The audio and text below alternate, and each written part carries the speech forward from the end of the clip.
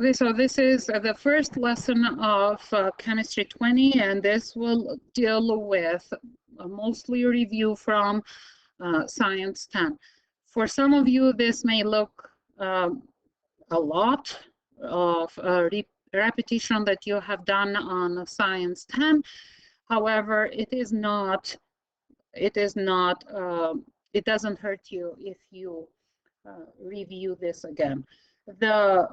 On the lesson 1, what we will briefly see is are the topics like what is the matter, subatomic particles, how to read a periodic table, what is the information that we can gather from the periodic table, and how is the periodic table organized, and things like this. Now, matter is something that is always have been as the most concentrated topic for the scientists. Since in the old time, the biggest question that scientists have worked on but still haven't got an answer, now even nowadays, is what are the fundamental particles of matter. So what are those particles that are in every matter, in everything that has a mass and occupies a volume? This is the matter. Now, in order to study something, you know now, for as many sciences you have been taken, that it is important to classify it. So everything that has a mass and occupies a volume, it's considered to be matter. Then the way that we classify it is asking question, can it be physically separated? Can you physically separate the particles into this matter? And if yes, then we call it a mixture. And if it's not, then it is a pure substance. And then when we see the mixture, something that we are mixing together, let's say two types of fruits, oranges and apples. And then we ask the question, is this composition uniform? So is everything that we see there looks like it is one piece, one particle, one type of matter?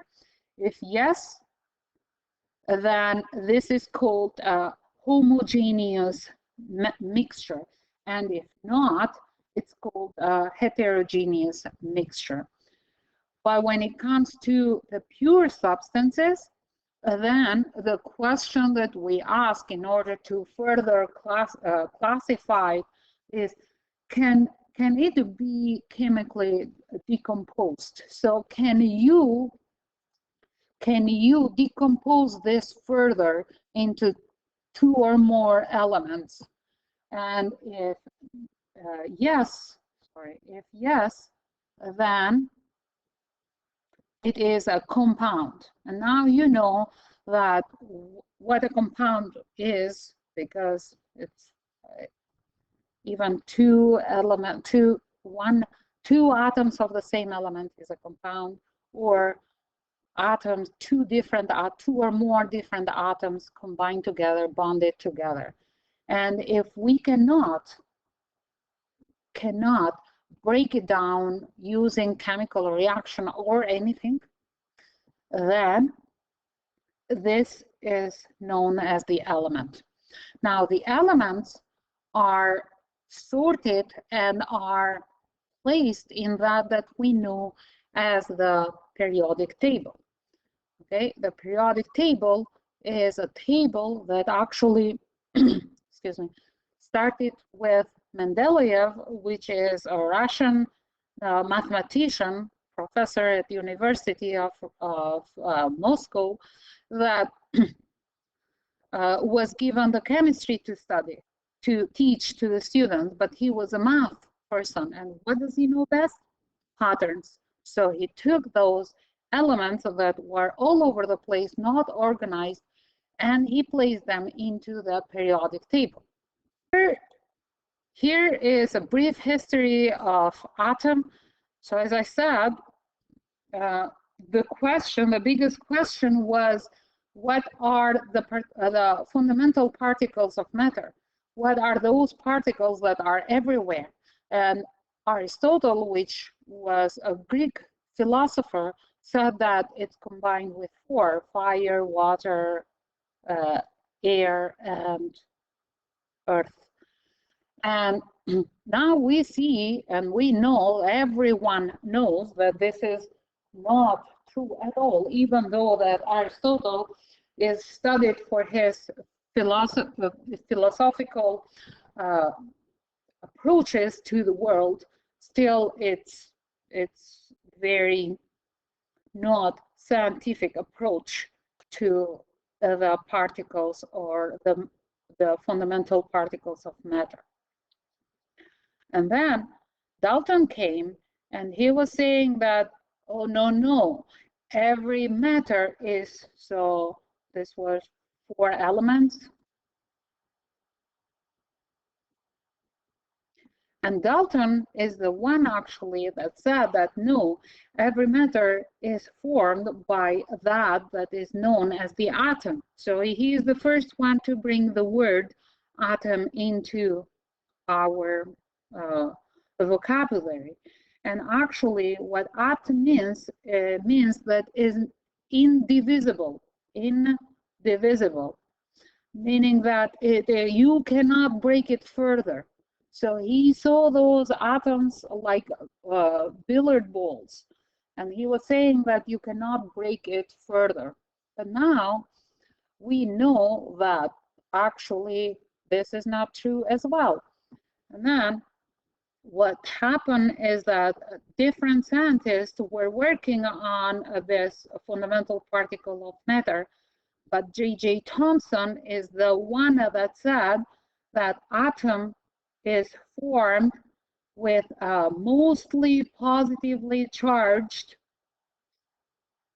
plasma, he called, and then some negative charges are bended, are placed into this plasma in the same way as the raisins are placed in the raisin bun.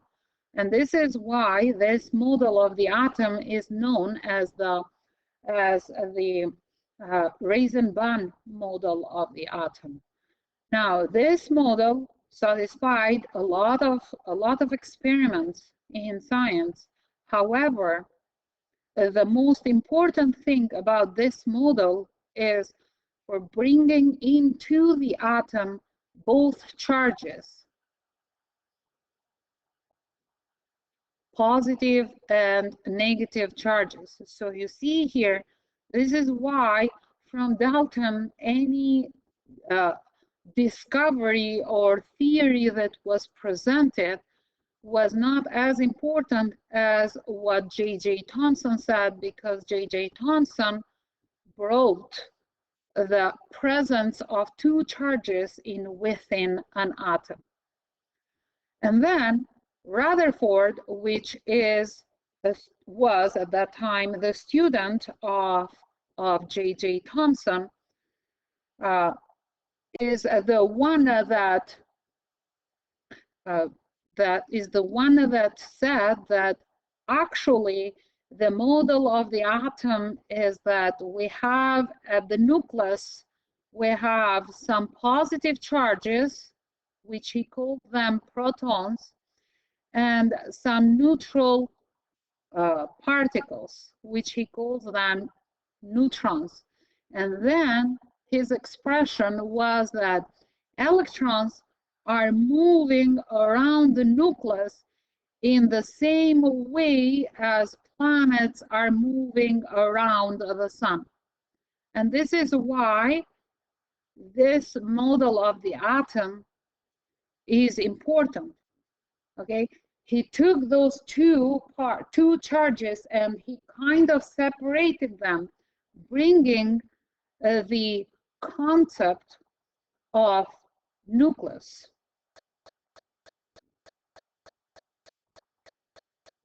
and the nucleus being positively charged, and the electrons are outside the nucleus, in a difference with the J.J. Thomson model of the atom. And then, right after this, right after Rutherford, was Dalton. Sorry, Bohr, not Dalton. Sorry, Bohr.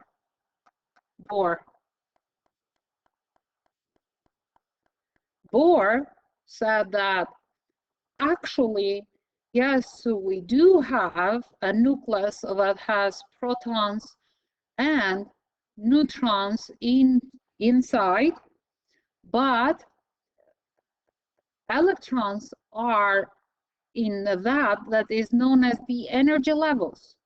And each energy level is able to carry a specific number of electrons. So he said that on the first energy level, on the energy level that is the closest to the nucleus, it can carry only 2 electrons. And on the second, it can carry 8, maximum 8.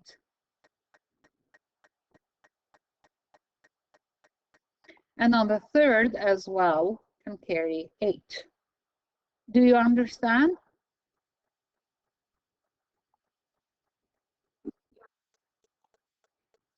Now, each element on the periodic table has protons. Protons are positively charged.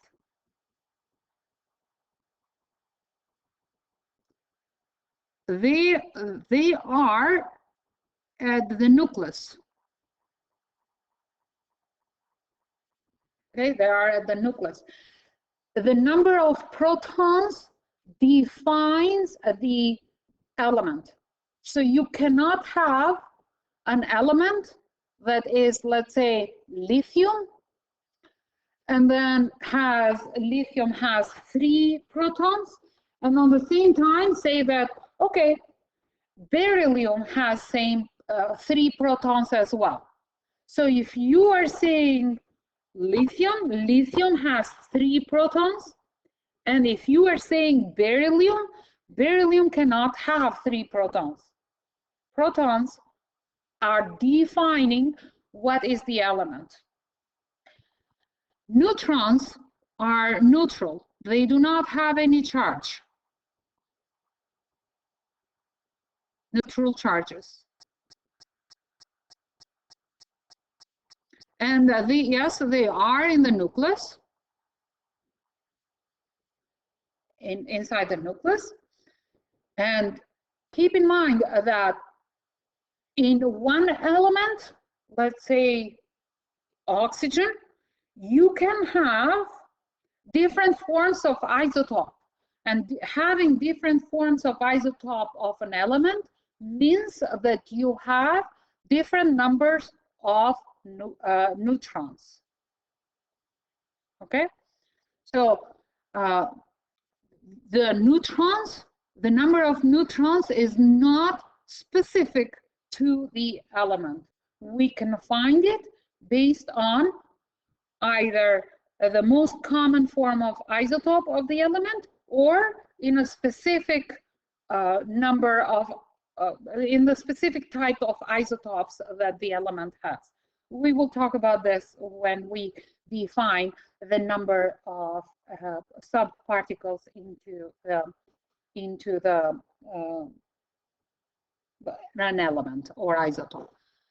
And electrons are negatively charged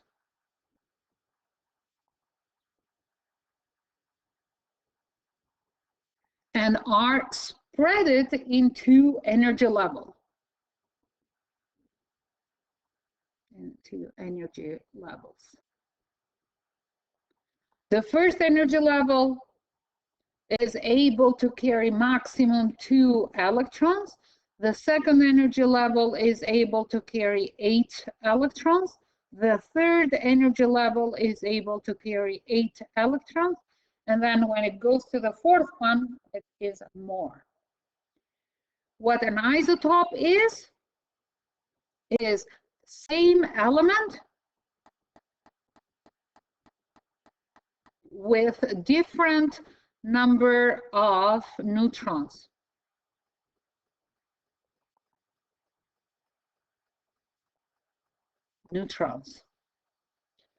As you see here, protons, I have the tendency to write them as P plus, neutrons as N 0, no charges, and electrons as E negative. And this will tell us that proton is positively charged, neutron is neutral, and electron is negatively charged.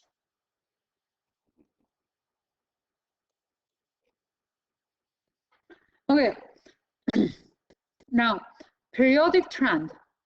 This picture that you see here is very similar to the periodic table that you have in your data booklet or you have seen in Science 10.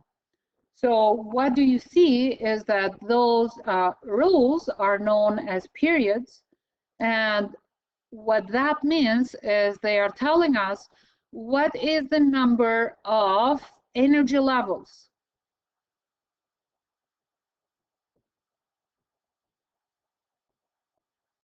So if you are on period 1, that means that you have only one energy level. If you are on period 2, that means that you have 2 energy levels, that the electrons are distributed. If you are on the third one, then that means that you have 3 energy levels that the electrons are distributed.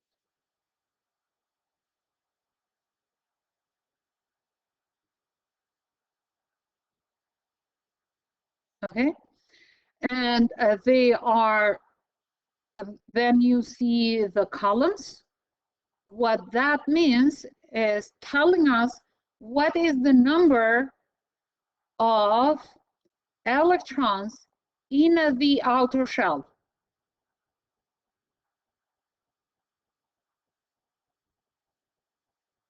Remember what outer shell is?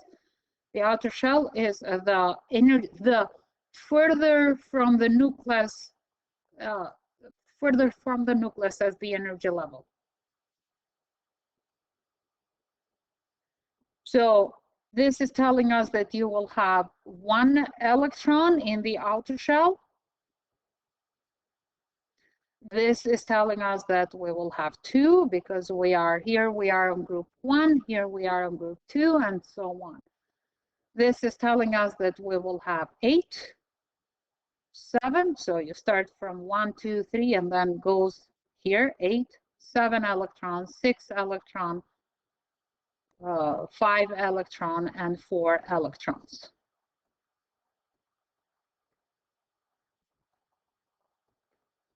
In the outer shell. When you get the digital notebook, check your understanding. They will ask you about the trend in the periodic table.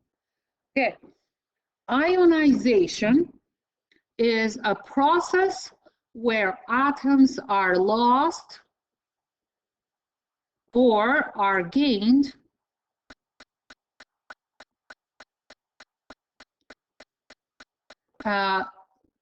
and the reason why they are losing or gaining electrons is to complete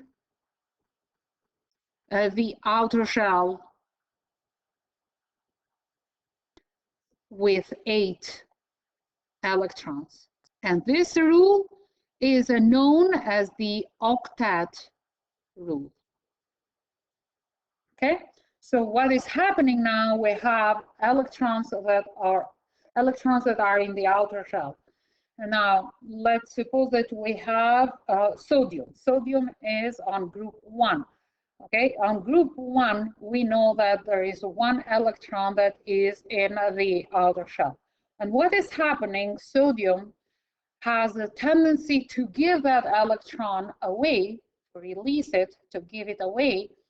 And on this way, by giving the electron, you are becoming, sodium is becoming an ion. Why is it releasing this electron? Is releasing it because it wants the outer shell completed.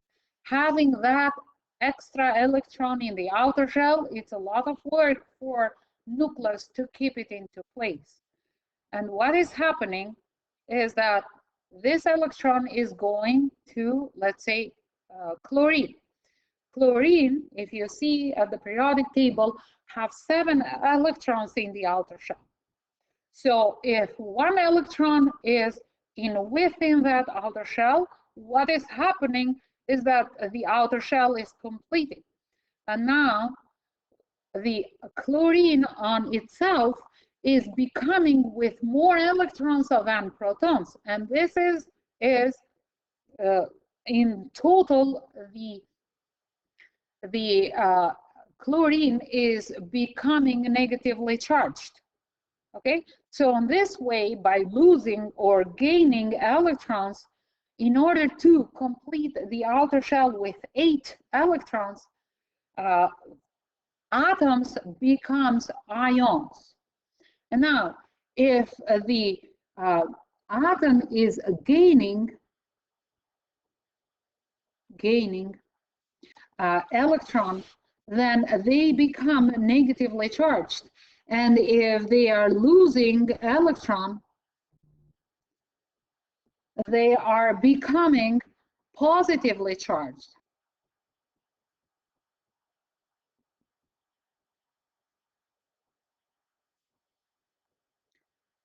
The specific names for a negatively charged ion is known as the anion, and the specific name for a positively charged ion is known as the cation. Usually, what is happening, a negatively charged is a non-metal, and what is a positively charged is a metal element on the periodic table. Now, you may say that, how will I know if it is a metal or non-metal? Every periodic table has that is known as the staircase. So see, it's the staircase here. Everything that is above the staircase is known as the non-metal, and everything that is below the staircase is known as metal. So you may say that metals lose the electrons to become positively charged, or with a specific name, cations, and non-metals gain electrons to become negatively charged, or anion. Since we have those two groups, metals and non-metals, we have to, some of them are losing and some of them are gaining electrons. We have to specify this even in the English part of it. We have to identify what does that mean. So when we are saying a name of an ion, we need to know if it is a metal or if it is a non-metal. So we said that metals lose the electron and they become positively charged, okay? And the name is the root of the element,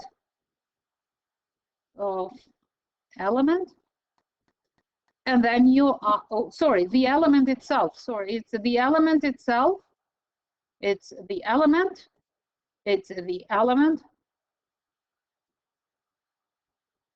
and the name ion. So in the case of sodium, when sodium is losing the electron that is in the outer shell, what we will say is we will name it as sodium ion. Just by saying this, we understand that what we are dealing with is sodium that have lost an electron, and it's becoming positively charged. okay? And when we have a non-metal, as we said here, a non-metal is gaining an electron or electrons, and they are becoming negatively charged. Why are they becoming either positively or negative? It's because the number of positive charges and negative charges is not the same. And the name of this non-metal ion is the root of the element plus IDE. So when we are talking about chlorine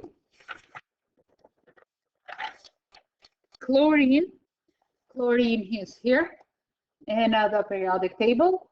Then chlorine, if it is gaining one electron to complete the outer shell, chlorine will become from chlorine atom into chloride,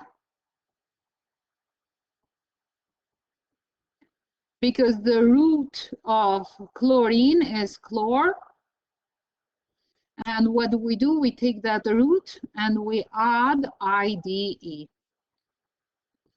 Let's complete this table now, and you will see more examples on it. So when we see nitrogen, nitrogen is above the staircase. So nitrogen is a non-metal. It will have the tendency, oh, this is non-metal. It will have the tendency to gain the electron. And the name, what is the root of nitrogen? Here is nitro without O though. And the name of the ion will be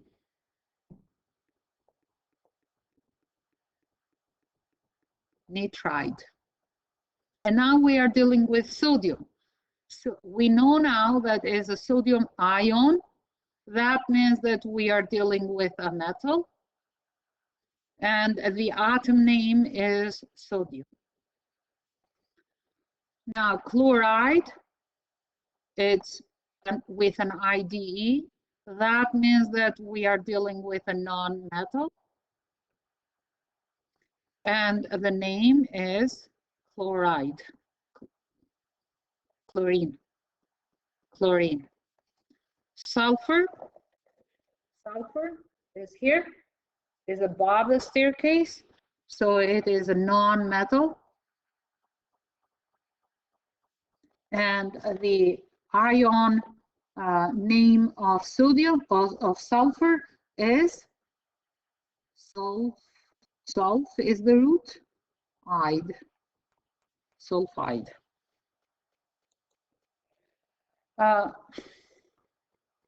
Let's talk now about particles, subparticles in ion. When we are saying subparticles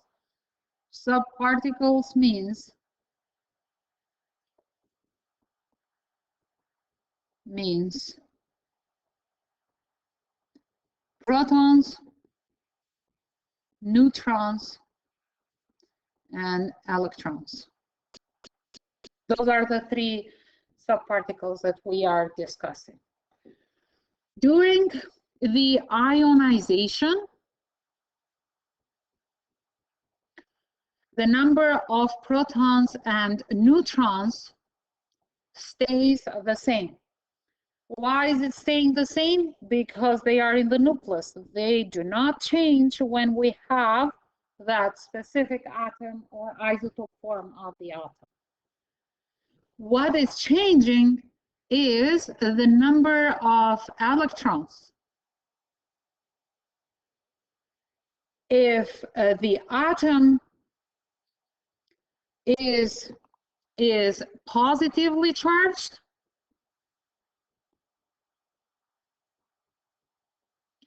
then the number of protons, so positively charged, I will write it here, positively charged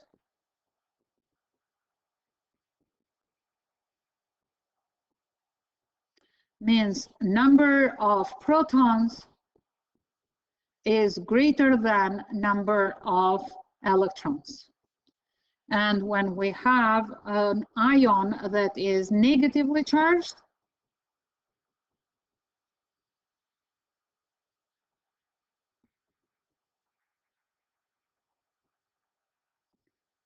that means that the number of protons is less than the number of electrons. Okay? But the electron distribution is the same. On the first energy level, we can carry two electrons. In the second energy level, we can carry maximum 8 electrons. On the third energy level, again, 8 electrons. For chemistry 20, we will not go more than 3.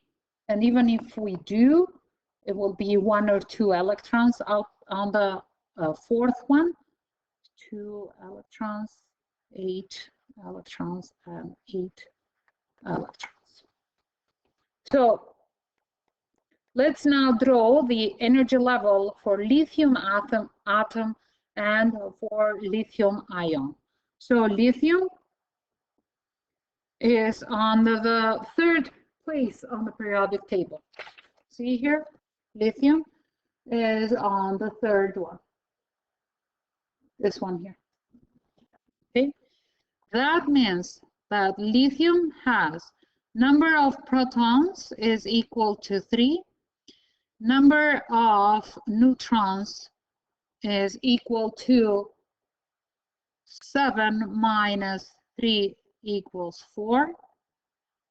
And when we are dealing with an atom, then lithium has the same number of electrons, 3, as protons. Those two are the same when we are dealing with an atom. The energy distribution of lithium atom, lithium, is something like this. In the nucleus, you will have 3 protons and 4 neutrons. And then you will have on the first energy level, you will have 2 electrons, 1 and 2. And on the second energy level, you will have the third electron. But when it comes to lithium ion, this electron is lost. Okay, this electron is lost. So now what do you have in terms of the energy diagram? Is you have the nucleus with 3 protons and 4 neutrons, and then you have the first energy level that has 2 electrons. So this energy diagram is lithium ion.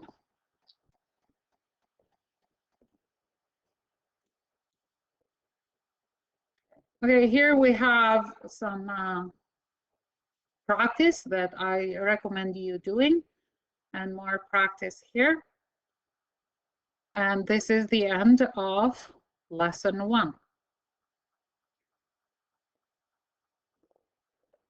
Okay.